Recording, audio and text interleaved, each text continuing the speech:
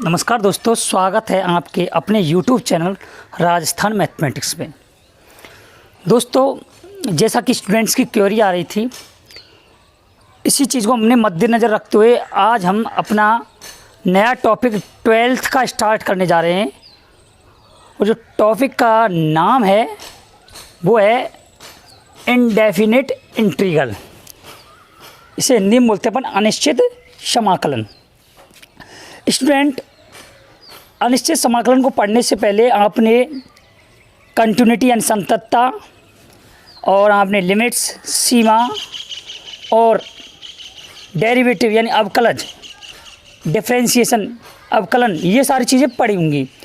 Differentiation use यानी अवकलन के अनुप्रयोग कहाँ कहाँ होते हैं, कैसे होते हैं। अनिश्चित समाकलन क्या चीज़ होती है, क्या होता है, कहाँ यूज आती हैं, ये सारी चीज़ें, वो सारी चीज़ें हम इसमें डिस्कस करने वाले हैं।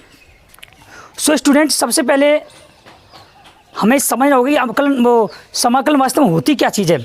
आपने देखा होगा जब अपन अवकलन कर रहे थे, मान के चलो कोई फंक्शन है y बराबर एफ एक्स, यानी बाई एक्स का कोई फलन है, ठीक है, बाई एक्स का कोई फलन है। अब इसमें हमने इसका अवकलन किया होगा इस तरीके से डी वाई बटे डी एक्स बराबर एफ डैश एक्स, यानी कि बाई का एक्स के सापेक्ष हमने क्या किया, अवकलन किया। और ये जो ये वैल्यू आई है ये कहलाती है अवकलज। क्या कहलाती है स्टूडेंट? अवकलज, या इंग्लिश में से बोलते हैं डेरिवेटिव। ये क्या कहलाती है? अवकलज कहलाती है। ओके, अब हमसे कोई ये कहे कि भाई ये जो अवकलज आया है उसका मेन फंक्शन क्या है, यानी किससे निकल के आया ये अवकलज, तो किससे आया? इस एफ एक्स से। ऐसे तो आया स्टूडेंट, यानी कि एफ एक्स से ये निकल के आया है हमारे पास क्या, एफ डैश एक्स। तो स्टूडेंट ये क्या है, जो एफ एक्स हमारे पास बाई का फलन था उसका अवकलज क्या है, एफ डैश एक्स। तो हमसे इस इंटीग्रेशन में क्या कहना चाह रहा है वो, या समाकलन में क्या पूछना चाह रहा है कि भाई ये जो अवकलज आया है ये किसका फलन है, यानी जो मेन फंक्शन था वो किससे आया है। तो इसका मेन फंक्शन क्या था, एफ एक्स था, ठीक है। अब देखिए एक चीज़ हम आपको बताते हैं, जैसे हमारे पास 10x था, कोई फलन था 10x, और उसका हम क्या निकालते थे, अवकलन d अपॉन डी एक्स। तो अवकलन जब हम निकालते थे तो 10x का जो अवकलन होता था वो था सेक स्क्वायर एक्स। क्या होता था स्टूडेंट? सेक स्क्वायर एक्स, ठीक है। ऐसे ही अगर हम ऐसे कहें d upon D X sine 2x plus 3, यानी पूरा फलन है, ठीक है। अब इसका हम अवकलन निकालते तो क्या करते हैं भाई, एक्स से सापेक्ष कर रहे हैं तो साइन एक्स का अवकलन होता है, क्या होता है, कॉस एक्स। और एक्स क्या है यहाँ पर, पूरी 2x प्लस 3 है, तो cos 2x plus 3। Okay student, और अब ये फलन के अंदर फलन है ना, तो ये भी तो फलन हुआ। तो 2x प्लस 3 का क्या होता है अवकलन, 0। भाई कांस्टेंट वैल्यू का अवकलन हमेशा 0 आता है। 2x का क्या होगा, 2 इंटू में 2, ठीक है। इस तरीके से अब तो ये जो फंक्शन, ये जो अवकलज आया हमारे पास, ये किससे आया है, साइन 2x प्लस 3 से। इसका मतलब मेरा कहने का ये है कि जो समाकलन है वो अवकलन की विपरीत प्रक्रिया है या व्युत्क्रम प्रक्रिया है, समझ गए। यानी कि it's inverse process of differentiation, यानी कि अवकलन समाकलन की विपरीत प्रक्रिया है। अब अनिश्चित समाकलन को अगर हम डेफिनेशन दें इसकी तो कैसे दे सकते हैं, अनिश्चित समाकलन, इनडेफिनिट इंटीग्रेशन,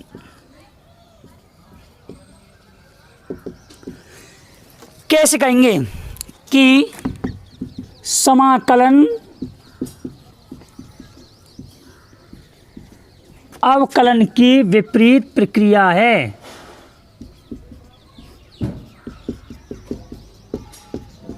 विपरीत प्रक्रिया है।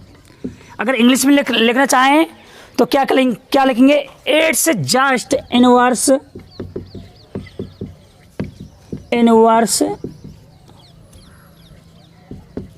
प्रोसेस ऑफ डिफरेंशिएशन, यानी कि समाकलन अवकलन की विपरीत प्रक्रिया है। अब सबसे बड़ी बात आती है कि इसे प्रदर्शित कैसे करते हैं। तो स्टूडेंट, आप तो एस को तो आपने देखा ही होगा, इंग्लिश वर्ड एस है। अगर हम एस को नीचे खींचे और ऊपर खींचे तो कुछ इस प्रकार आकृति बनेगी। बिल्कुल इस प्रकार जो आकृति बनती है वही कहलाता है symbol of integration. Symbol of integration. Okay student, क्या कहलाएगा? Symbol of integration. जैसे अपन d/dx अवकलन का इंटीग्रेशन देते थे, f डैश देते थे, या फिर बाई 1 से प्रदर्शित कर देते थे, या फिर कैपिटल D से, या फिर F1 से, मतलब इस प्रकार से हमने ये अवकलन के सिंबल दिए थे। उसी प्रकार सिंबल होता है अनिश्चित समाकल का ये ऐसे, या फिर समाकलन का ऐसे। ठीक है, एस को थोड़ा ऊपर खींचो, थोड़ा नीचे खींचो, बन गया हमारे पास सिंबल ऑफ इंटीग्रेशन। बताइए स्टूडेंट, बिल्कुल समझ में आ रही होगी चीज़ें। अब इसमें देखते हैं अपन कि कैसे समाकलन किया जाता है। देखिए, जैसे हमारे पास ये फंक्शन था, ऐसे ही अगर हमारे पास फंक्शन ऑफ एफ एक्स है, फंक्शन ऑफ एक्स है, इसका समाकलन हम एक्स के सापेक्ष करते हैं। तो एक्स के सापेक्ष मतलब यहाँ डी एक्स लगाया जाएगा। क्यों लगाया जाएगा? क्योंकि जब हम अवकलन करते तो डी एक्स नीचे आता था। अब डी एक्स इसके मल्टीप्लिकेशन में आएगा और हमारे पास जो इसका समाकलन आएगा, अब देखिए कोई कैपिटल अक्षर दे दीजिए एफ एक्स। कुल मिला के ये हमारे पास एक डिफरेंशिएशन वैल्यू थी, यानी डेरिवेटिव था, उसका निकल के हमारे पास जो इंटीग्रेशन या फिर इंटीग्रल आया है वो एफ एक्स आता है। क्या आता है? F x. प्लस में सी ओ लगता है इसमें। ये क्यों लगता है? सी कांस्टेंट वैल्यू लगती है। जैसे मैं कहूँ आपसे कि हमारे पास d/dx एफ एक्स, ये कोई फंक्शन था एक्स का। ठीक है, क्या था? फंक्शन था एक्स का। तो इसका जो डेरिवेटिव आया था, अवकलज आया था, वो क्या था? F dash x. ठीक है, एफ डैश एक्स। अगर मैं ये कहूँ कि भाई d/dx function of x plus सी, इसका भी डेरिवेटिव क्या आएगा? F dash x. भाई सी की तो कांस्टेंट वैल्यू है तो जीरो हो जाती है, प्लस जीरो ऐसी तरह है जीरो। सी का जब हमने अवकलन किया एक्स के सापेक्ष तो क्या आया? जीरो। अब एक चीज़ मेरे को आप बताइए, अगर हम इसका, अब ये हमारे पास क्या बचा? एफ डैश एक्स बचा। अब इसका वापस से हम समाकल करें तो वापस तो वैल्यू ये आनी चाहिए, नहीं आनी चाहिए? एफ एक्स प्लस सी, ये वैल्यू आनी चाहिए, बिल्कुल आनी चाहिए। तो जो सी जो कांस्टेंट वैल्यू थी वो कहाँ चली गई? उस वैल्यू को ही रिप्रेजेंट करने के लिए इसमें हम सी का प्रयोग करते हैं या फिर कांस्टेंट लगाते हैं। और सिर्फ जो सी का प्रयोग होता है वो सिर्फ और सिर्फ अनिश्चित समाकलन के लिए किया जाता है। समझ गए स्टूडेंट? किसके लिए? अनिश्चित समाकलन के लिए। ध्यान रखनी है आपको ये बात। अब इसकी कुछ शब्दावली मैं आपको बताने जा रहा हूँ, इसको मैं थोड़ा साफ कर देता हूँ। देखिए स्टूडेंट, जैसे हमारे पास हमने अभी तुम्हें बताया था कि y बराबर एफ एक्स, यानी y एक्स का कोई फलन है। ठीक है, तो हमने इसका डिफरेंशिएशन किया एक्स के सापेक्ष एफ डैश एक्स। ठीक है, ये तो क्या कहलाता था, अवकलज। अवकलज इंग्लिश में अपन बोलते थे डेरिवेटिव। ठीक है, अब हमने क्या किया, अब इसका हमने समाकलन किया एफ डैश एक्स, किसके सापेक्ष, एक्स के सापेक्ष, तो डी एक्स आएगा। अगर यहाँ एफ बाई होता तो किसके सापेक्ष होता, डी बाई के सापेक्ष, यानी बाई के सापेक्ष होता। तो हमारे पास क्या वैल्यू आ रही थी, एफ एक्स प्लस सी, ये हमारे पास ये वैल्यू निकल के आ रही थी। तो जो हमारे पास यहाँ हमने फलन लिया है, एफ डैश एक्स लिया है, वो कहलाता है हमारा समाकल्य। क्या कहलाता है स्टूडेंट, समाकल कहलाता है। इसे इंग्लिश में अपन बोलते हैं इंटीग्रैंड। Integrand, okay. और जो रिजल्ट आता है इसका, रिजल्ट, इसे रिजल्ट को क्या बोलते हैं अपन, समाकल। समाकल, और इंग्लिश में बोलते से इंटीग्रल। ओके स्टूडेंट, और जो ये पूरी प्रोसेस है यहाँ से यहाँ तक की, इसे बोलते हैं अपन इंटीग्रेशन, या बोलते समाकलन। कुल मिला के मेरा कहने का मतलब है, जिस प्रकार अवकलन एक प्रक्रिया थी, एक प्रोसेस थी, उसी तरीके से इंटीग्रेशन भी एक प्रोसेस होती है, जिसमें रिजल्ट निकलता है, उसे बोलते हैं अपन समाकल या फिर इंटीग्रल, और जिसका इंटीग्रेशन किया जाता है उसे बोलते हैं समाकल। और ये तो आप जानते हैं क्या होता है, कांस्टेंट, अचर। अब अचर इसलिए लगाते हैं भाई, हमें पता तो रहता नहीं है कि ये जो अवकलज है जिसका हम समाकलन कर रहे हैं, वो किस फलन से आया है, उसमें कितने अचर पद थे, इसका हमें कोई पता थोड़ी रहता है, क्योंकि अचर पद का तो हम समाकलन करते, वो करते नहीं, वो जीरो हो जाता है। तो इसलिए हम यहाँ पर सी कांस्टेंट वैल्यू रखते हैं। तो मैं समझता हूँ ये सारी चीज़ें आपको एग्जैक्टली क्लियर हो गई होंगी। ओके, हमें आगे इसके इम्पोर्टेंट फार्मूले होते हैं, जो पहले डेरिवेटिव के फार्मूले लिखाएंगे, उसके बाद अपन इंटीग्रेशन के फार्मूले लिखाएंगे। देखिए,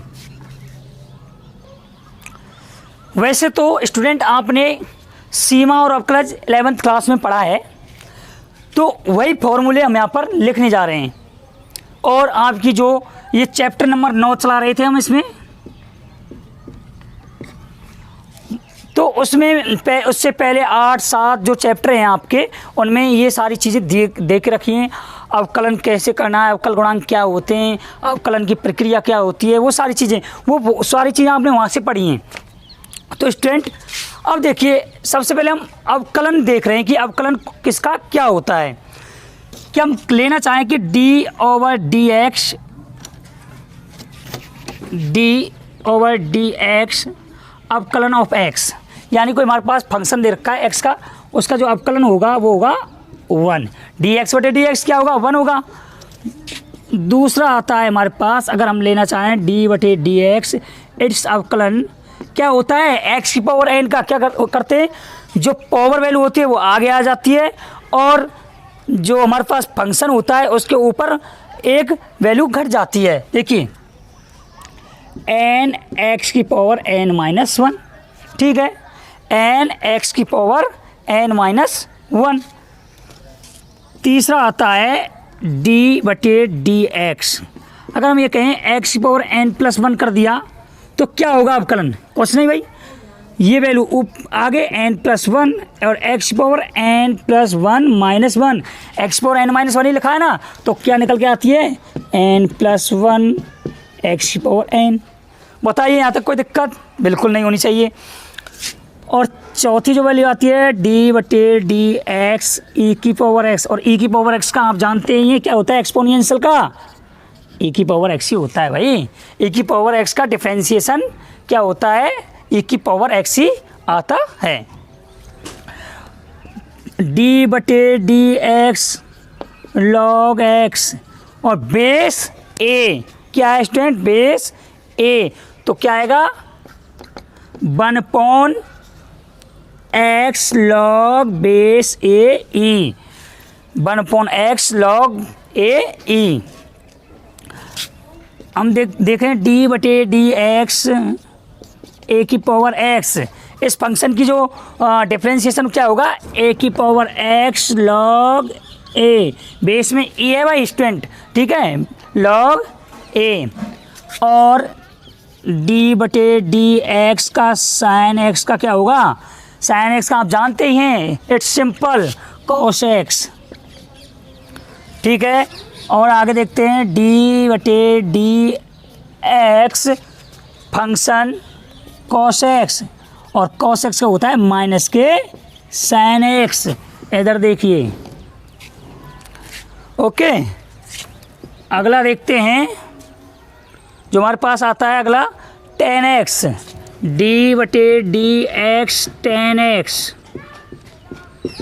का होता है sec स्क्वायर x। 10वां आता है अपना, यानी अपने सारे जो ट्रिग्नोमेट्रिक फंक्शंस हैं उन सब का हम निकाल रहे हैं ये चीज़, ठीक है। जो हमारे पास tan x का आ गया sec स्क्वायर x, अब sec x का देखते हैं। sec x का होता है sec x tan x, क्या होता है student, sec x tan x। आगे आता है cosec x का, cosec x का माइनस के cosec x cot x। अगला आता है हमारे पास cot x का, cot x का आता है, क्या आता है माइनस के cosec स्क्वायर x। बहुत सारे इसी तरीके से अपन निकालते, cot x का माइनस के cosec स्क्वायर x आ गया। आगे देखिए, अब ये तो अपने sin cos tan इस तरीके की वैल्यू निकाल दी है, अब ट्रिग्नोमेट्रिक में निकाल दिए। अब इन्वर्स ट्रिग्नोमेट्रिक की वैल्यू कैसे आती है वो चीज़ देखिए। d/dx sine inverse x equal में आता है हमारे 1/√1 माइनस के x स्क्वायर। अब 14वां आता है d/dx cos इनवर्स x, कुछ नहीं करना, cos इनवर्स x बहुत सिंपल है, माइनस के 1/√1 minus x square. tan inverse x का d/dx tan inverse 1/1 plus x square.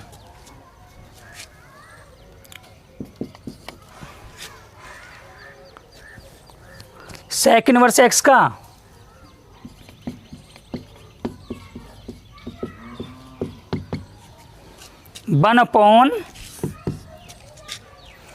x square minus के 1/√x स्क्वायर माइनस के 1। जब sec का आपको पता तो cosec का आसानी से निकाल सकते हैं, d/dx cosec इनवर्स x का माइनस लग जाएगा, बाकी वैल्यू जो की तो x स्क्वायर माइनस के 1। और कुछ स्पेशल देखते हैं अपन इसमें कि अगर हम ये कहें कि d/dx e की पावर ax प्लस b, तो आप जानते हैं कि e की पावर x का एक्सपोनेंशियल है, उसकी वैल्यू क्या आती है, एक्सपोनेंशियली आती है, तो e की पावर ax प्लस b लिख दिया पहले। तो अब हमारे पास ये फंक्शन के अंदर फंक्शन है ना, ax b का तो क्या हो जाएगा 0, ax का क्या आ जाएगा a, तो इनटू में a, ठीक है। और अगर हम ये ऐसे देखें d/dx sign ax plus b, ये हमारे पास कोई फंक्शन है, क्या करते हैं साइन x का हम जानते हैं cos x, x की क्या वैल्यू ax प्लस b, तो पहले तो ax प्लस b लिख दिया। अब ax प्लस b में फंक्शन है ना, तो ax का क्या हो जाएगा a गुणा में a, और b का क्या होता है 0। तो इस तरीके से ये हमने आपको सारे डिफ्रेंशिएशन बताए हैं, किस फलन का कौन सा अवकलज आएगा। ओके स्टूडेंट, और भी इसमें बहुत सारे आपके पास डिफ्रेंशिएशन है, जो आपने पढ़े होंगे, जैसे हमने एक चीज़ का कॉट इनवर्स एक्स का नहीं निकाला है, और भी बहुत सारे इसमें कई रह गए हैं, वो सारे आपको आपने पढ़े होंगे, देख के निकाल लेना। तो इस टाइप से आपको सारे डिफरेंशिएशन हमने बताए हैं। अब बात ये आती है समाकलन क्या होता है सर। समाकलन मैंने आपको पहले ही बोल दिया है कि समाकलन it's just process of difference, inverse process of differentiation, यानी कि जो समाकलन होता है वो अवकलन की विपरीत प्रक्रिया है। तो विपरीत प्रक्रिया है तो उसको हम कैसे करते हैं वो सारी चीज़ देखिए, आप चाहें तो इसका स्क्रीनशॉट ले लीजिए। अब देखिए हम समाकलन बता रहे हैं आपको। समाकलन मैंने आपको पहले बता दिया कि समाकलन अवकलन की क्या है, विपरीत प्रक्रिया है। अगर हम देखें एक का समाकलन ही करें, वन वैल्यू है हमारे पास और किसके सापेक्ष, एक्स सापेक्ष। जब एक्स सापेक्ष करेंगे तो डी एक्स यहाँ आएगा, मैंने बताया था ना आपको। अपन डिफ्रेंशिएशन में नीचे करते हैं बटे में और यहाँ करेंगे गुणा में, ठीक है। तो क्या होगा हमारे पास, वन का क्या हो जाएगा डी एक्स का, यानी एक्स प्लस सी। कांस्टेंट भी तो लगाते हैं स्टूडेंट, अपन लगाते हैं ना, कि हमें पता नहीं है कि वन जो वैल्यू आई है वो पहले किस कांस्टेंट को लेकर साथ में थी, तो इस वजह से हम सी का प्रयोग यहाँ पर करते हैं। अब जैसे हमारे पास एक्स की पावर एन का जो डिफ्रेंशिएशन था, डी और D X, X power N का था एन एक्स की पावर एन माइनस वन। तो अब हम ये कह रहे हैं कि अगर हम एक्स की पावर एन का वो निकालें, क्या बोलते हैं डिफ्रेंशिएशन, तो वो क्या आएगा, तो कुछ नहीं, एक्स की पावर एन का अब का समाकलन होगा, वो होगा डी एक्स एक्स की power N plus one upon N plus one. वहाँ तो क्या करते थे अपन, गुणा में किया करते थे वैल्यू आगे की तरफ और घटा देते थे। यहाँ पावर बढ़ेगी एक और उसी पावर का नीचे भाग दिया जाएगा, प्लस में क्या हो जाएगा सी, ठीक है। आगे देखिए one upon x d x, one upon x d x, इसका जो समाकलन होता है वो होता है log x, log x plus c. क्या होता है student, log x plus c. आपको पता नहीं लॉग एक्स का अवकलन क्या हुआ करता था, वन अपॉन एक्स हुआ करता था ना, लॉग एक्स का अवकलन वन अपॉन एक्स होता था। तो वन अपॉन एक्स इसकी इन्वर्स प्रोसेस है ना, इसकी इन्वर्स प्रोसेस, तो इसका मतलब log x one upon x d x का समाकलन होगा। एक चीज़ और देखिए, या फिर हम इसको ऐसे भी लिख सकते हैं दूसरी तरीके से, लॉग बेस एक्स, बेस ए एक्स बटे लॉग बेस ए प्लस में सी।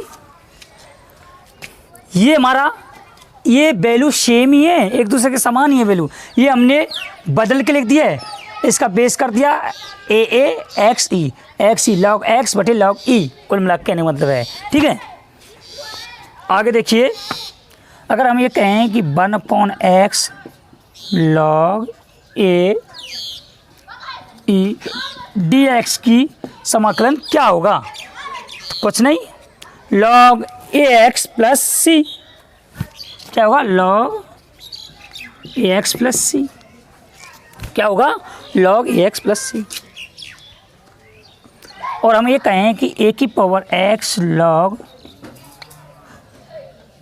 ई ए, इसका ए की पावर लॉग ए की पावर एक्स लॉग ई ए का समाकलन क्या होगा, तो वो होगा स्टूडेंट ए की पावर एक्स प्लस सी।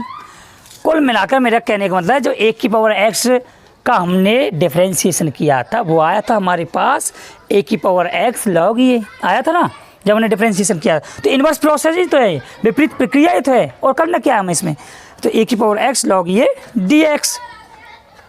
अब जैसे हम इसका ऐसे भी निकालना चाहें, ए की पावर एक्स का ही समाकलन क्या होगा स्टूडेंट, तो कुछ नहीं करना, अरे भाई ए की पावर एक्स का जब समाकलन निकालेगा तो ये बटे में ही चल जाएगी वैल्यू, लॉग ई ए की पावर एक्स लॉग ई ए बटे में जा रही नहीं जा रही है, बिल्कुल जा रही है। तो क्या हो जाएगा ए की पावर एक्स बटे ए की पावर एक्स लॉग ई ए की पावर एक्स, हाँ ए की पावर एक्स में ए की पावर एक्स नहीं आएगा स्टूडेंट, ए की पावर एक्स बटे लॉग ई ए प्लस सी, ओके। आगे अब देखिए, अब हम 1/x का निकालते हैं, 1/x dx, इसका समाकलन निकालते हैं। हाँ, इसका तो मैंने बता दिया है आपको, ये ना। हाँ चलो, इसका बता दिया, 1/x dx का log e x plus C log a x बटे log a प्लस सी। अब cos x का देखिए, cos x dx का, cos x dx का जो समाकलन होता है sin x। अरे आप जानते हैं ना sin x का अवकलन क्या होता था, cos x होता था। तो अब जब हम cos x dx का निकालें तो cos sin x plus C. अब हमसे ये कहे कि भाई sin x का समाकलन क्या होगा, sin x का समाकलन, तो हम कहेंगे माइनस के cos x प्लस सी। अब भाई इसमें माइनस क्यों आया, अरे आप देखा होगा cos x का जो अवकलन होता था माइनस sin x होता था। और जब ये माइनस sin x थे, माइनस इधर आएगा तो माइनस cos x होगा या नहीं होगा। तो जो sin x का जो इंटीग्रेशन होगा क्या होगा, माइनस cos x प्लस सी होगा। ओके, देखिए अब स्टूडेंट आगे, अब हम कहें कि sec स्क्वायर x का क्या होगा भाई, sec स्क्वायर x dx का। एक चीज़ ध्यान रखो आप कि भाई sec स्क्वायर x किसका अवकलन हुआ करता था, अरे आपको स्पष्ट पता है tan x का होता था, नहीं होता था। sec square x tan x का समाकलन होता है, और प्लस में कांस्टेंट तो अपन जोड़ेंगे ही, ठीक है। अब हम ये कहें कि sec x tan x dx का समाकलन क्या होगा। और एक चीज़ मैं बार बार आपसे यही कह रहा हूँ कि कांस्टेंट सिर्फ इंडेफिनिट इंटीग्रेशन में ही लगाई जाएगी। ओके स्टूडेंट, इस चीज़ को आप विशेष ध्यान रखें। sec x tan x dx का जो समाकलन होगा स्टूडेंट, वो होगा sec x। आपको पता है कि sec x tan x का ही अवकलन था, यानी sec x tan x sec x का ही अवकलन था। अब देखिए cosec x cot x dx, cosec x cot x dx क्या होगा, किसका होता था, cosec x का क्या होता था, minus cosec x cot x, ये तो होता था। तो क्या हो जाएगा, माइनस के cosec x प्लस सी। ओके, आगे देखिए cosec square x dx, cosec square x dx, इसका जो समाकलन होगा वो क्या होगा। अरे आप जानते हो cot x का होता था माइनस के cosec स्क्वायर x होता था ना, तो माइनस के cot x प्लस सी, माइनस के cot x प्लस सी, ठीक है। और हम अगर करें 1/√1 माइनस एक्स स्क्वायर dx का समाकलन क्या होगा। आपको आसानी से पता है कि ये किसका अवकलन हुआ करता था, ये जो फलन है किसका अवकलन हुआ करता था, साइन इनवर्स x का प्लस में सी, ठीक है। और अगर हम कहें माइनस के 1/√1 माइनस एक्स स्क्वायर dx, इसका क्या समाकलन होगा, तो माइनस जब आ जाता है तो हम बता रहे थे ना आपको कि cos इनवर्स x का था माइनस के 1/√1 माइनस एक्स स्क्वायर, यही तो था। तो cos इनवर्स x प्लस सी। आगे देखिए, एक ये समाकलन था ना 1/1 प्लस एक्स स्क्वायर dx, यानी ये किसका अवकलन हुआ करता था, tan x का, तो tan x प्लस सी। अब हम कहें कि √dx बटे, यानी 1/, ऐसे कर लीजिए आप, 1/x स्क्वायर माइनस 1 dx, ये किसका समाकलन होगा, कुछ नहीं। आप ये एक चीज़ देखा करो बस, आप ये किसका अवकलन था वो उसका ही समाकलन होगा, तो sec इनवर्स x प्लस सी। माइनस कर देंगे जब क्या होगा, -1x√x स्क्वायर माइनस के 1 dx। अब ये किसका समाकलन होता था, मतलब अवकलन होता था, ये होता था cosec इनवर्स x का, cosec। ये आपको थोड़ा याद रखनी पड़ेगी स्टूडेंट, शुरुआत में आपको थोड़ा ऐसा लगेगा कि टफ लग रही है हमें ये सारी चीज़ें, लेकिन जब धीरे धीरे आप इनको रिवाइज करोगे, आप क्वेश्चन निकालोगे, तो धीरे धीरे ये सारी चीज़ें आपको एकदम सिंपल वे में समझ में आ जाएंगी। अब आप देखिए, हमने एक ऐसा भी निकाला था e की power ax plus B, e की power ax plus B dx। इसका क्या होगा, देखिए स्टूडेंट, e की पावर x का समाकलन तो e की पावर x होता है, तो e की पावर x, x जगह क्या है हमारे पास, ax प्लस बी। अब फंक्शन के अंदर फंक्शन है, डिफरेंशिएशन में तो अपन क्या करते थे, गुणा कर दिया करते थे, ax इंटू ए, यानी e की power ax plus b into a. लेकिन यहाँ पर जो x के मल्टीप्लिकेशन वैल्यू है उसका हम क्या करेंगे, डिवाइड करेंगे बटे a। क्या होगा, उसके बटे में a आता है।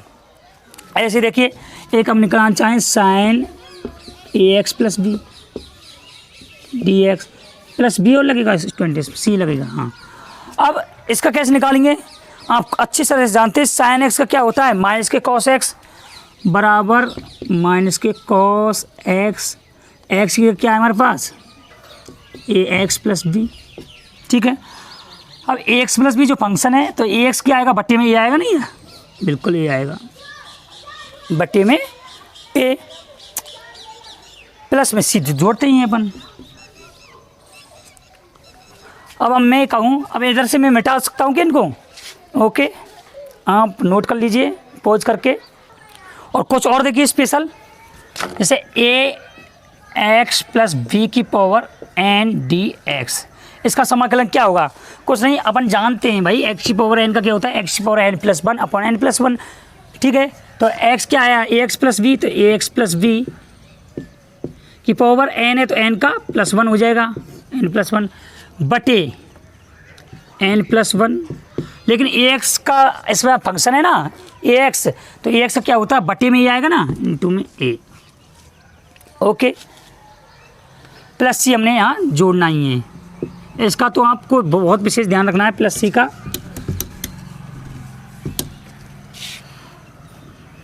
और देखिए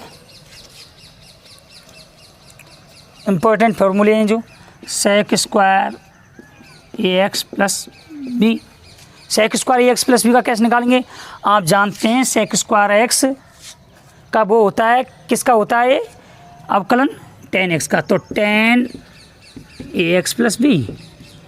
अब ए एक्स प्लस बी का क्या होगा, बटे ए, बी का तो जीरो हो जाता है, कांस्टेंट वैल्यू है, बटे ए प्लस में सी। ऐसे ही देखिए one upon a x plus b d x. अब ये देखिए ये वैल्यू क्या है, वन अपॉन एक्स की टर्म में है, नहीं बिल्कुल है, इसको x मान लेते हैं, one upon x, one upon x का आप जानते हैं यहाँ आसानी से log x होता है, क्या होता है, यानी log x का ही तो अवकलन होता है, तो log x, x की जगह क्या है हमारे पास, ए एक्स प्लस बी, ये वाली वैल्यू वन अपॉन एक्स का क्या होता है, log x की जगह क्या आएगा, ए एक्स प्लस बी।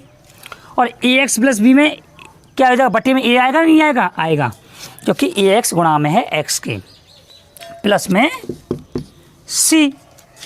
ऐसी देखिए cosec square X A x plus B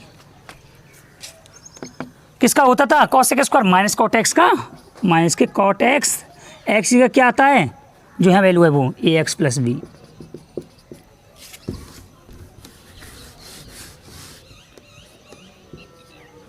A x plus B, ठीक है, और बटे में क्या आएगा, ए एक्स, ए क्या आएगा, ए।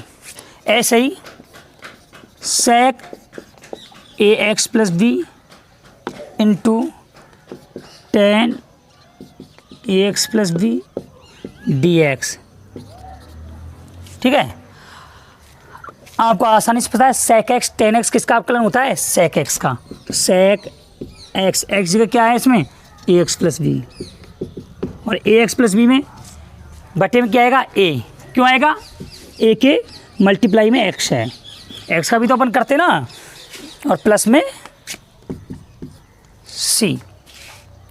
तो इस तरीके से हमने आपको ये बहुत सारे इंपॉर्टेंट फार्मूले हैं वो बताए हैं, इनकी मदद से आसानी से अपन क्वेश्चन जो प्रश्नावली के वो हल कर पाएंगे।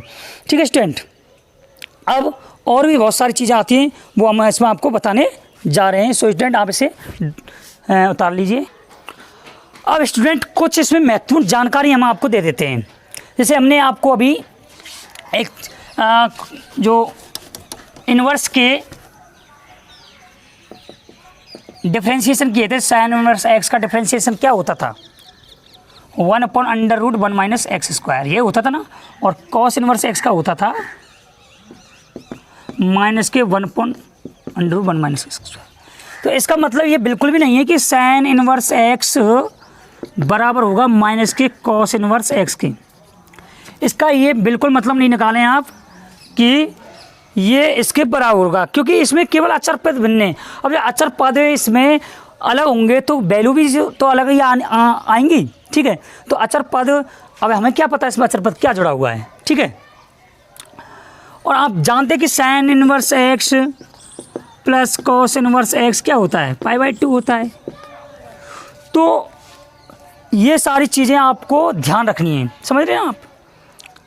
और सामान्यतः अपने जो समाकलन करते समय ना अंतराल ले लेते हैं, अंतराल में फलन परिभाषित, जैसे -1 से 1, ठीक है, 0 to π, π to ∞, इस टाइप से जो अंतराल लेने हैं वो लिखने नहीं है, वो विशेष संदर्भ में ही आपको अंतराल लिखने होते हैं जो क्वेश्चन में दिए होते हैं। अब समाकलन करने में और कौन कौन सी, यानी समाकलन अवकलन की जो कंपेरिजन होती है, तुलना होती है, वो क्या होती है। देखिए दोनों में ही जो समाकलन राशियाँ होती है ना वो फलन में परिभाषित होती हैं। हमारे पास जो समाकलन निकल के आएगा वो भी फलन में होगा, और अवकलन होगा वो भी फलन में निकल के आता है।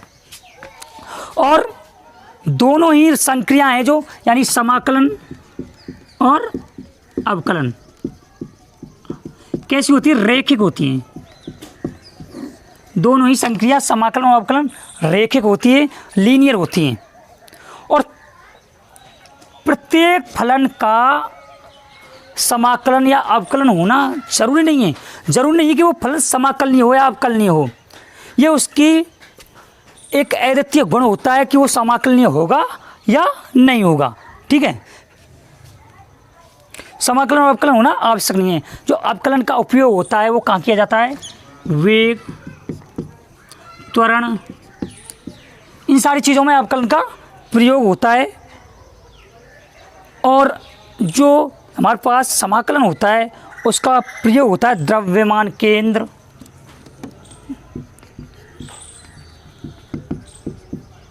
संवेग, संवेग जानते हैं ना, P = mv। तो इस टाइप से इनका यहाँ पर प्रयोग किया जाता है। और आप जानते हैं कि जो वैसे तो समाकलन है, जो अवकलन से पहले वाली प्रक्रिया ये है कि पहले समाकलन आया था उसके बाद अवकलन।